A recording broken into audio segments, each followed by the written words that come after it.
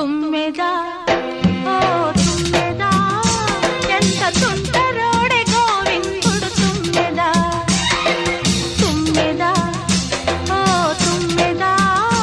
ఎంత తుంటరోడే గోవిందుడు తుమ్మెద మగడు లేని వేళ తుమ్మెద వచ్చి మొగమాట పెడతాడే తుమ్మెద